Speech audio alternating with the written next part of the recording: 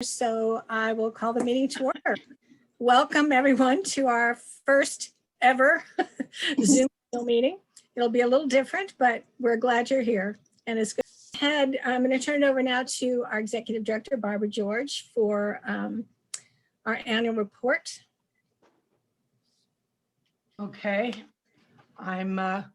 First, I'd like to welcome you all. I thank you for coming and going through this process. I didn't think we'd have to learn these kinds of things at my age, but apparently, it's happening. And so we're going to give this a shot today. That's okay. Well, we've all dealt with this COVID thing for over a year now. I noticed on my email at the office that the last time I got an email there was March 3rd, 2020. And that just blows my mind that this has been going on this long. And it's caused us some issues at the museum, as you can well imagine. And one of them is that we had to lay off our staff members. And so we lost Heather and Chase as our curators and program managers, and that was a real blow to us. We've cut me down to below half-time, and that's a blow to me. So we've had a lot of difficulties that we've had to go through.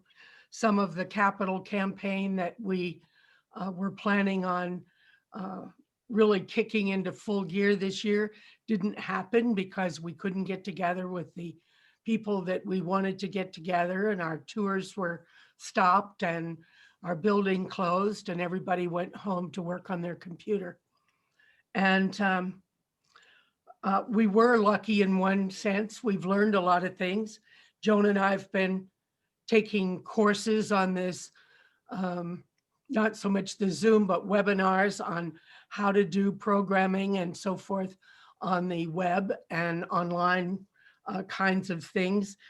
Some of them are still complicated to me. I don't even like to think about doing them, but we're going to, and we're working on our website. So that's going to be changing around in the next few days, maybe even, but at least weeks. And another advantage that we had is that we've snatched Heather out of her move to the Boeing company and put her on the board. So we still have a part of a curator that we're taking advantage of as far as the board is concerned. You'll see that in your annual report that was sent to you. And if you're on here and you didn't get one and you would like one, let us know and we'll mail it or email it or however you would like to get it. In that email we have, or in that annual report, we have thanked our donors, and of course they're too long to list, but we want them to know how much we appreciate everybody hanging in here with us and going along during this COVID thing. We all know, well, what's going to happen to my money? Can I share it or not? And so many people have continued to share with us and care about the outcomes at the museum, and we're really grateful for that.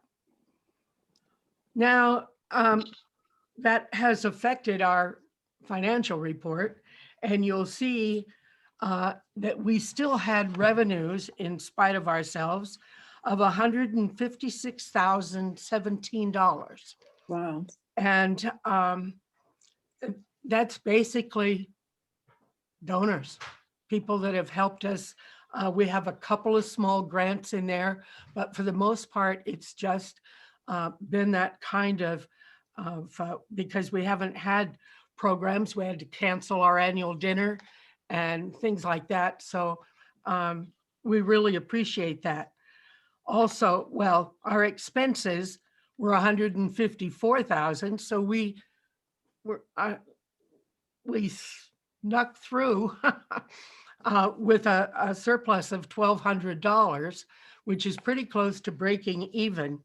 And I have to even thank the government for that, because part of that was our PPP loan that allowed us to pay staff for a few weeks and kept us from going under, down the deficit slope, you know.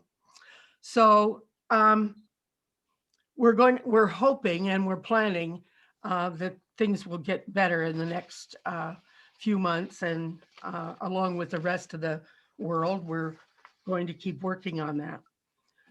I want to say a special thanks to our lifetime members for the gifts that you have sent, and the expertise and the leadership that lifetime members show us by donating $1,000 for their membership and participating with us at that level. And while I'm at it, I want to acknowledge the legacy givers. The legacy givers are people who have left us gifts in their estate, in their will, transferring property and things like that. And Mary Ellen Eggy was one of those recently, Dr. John Madsen. And of course, Elizabeth Ruth Wallace gave us the money to buy the building and get things going there. And Ida Mae Shack left us a legacy gift that will enable us to continue to move forward with our capital campaign and build the museum. And we're really counting on that to help us get started again and leverage the gifts that we're hoping for. So that's my annual report.